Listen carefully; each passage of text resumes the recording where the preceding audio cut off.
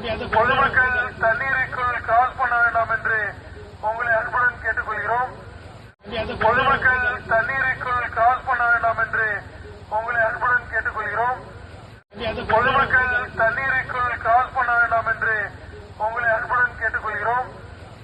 பொதுமக்கள் தண்ணீருக்குள் கிராஸ் பண்ண வேண்டாம் என்று உங்களை அன்புடன் கேட்டுக்கொள்கிறோம்.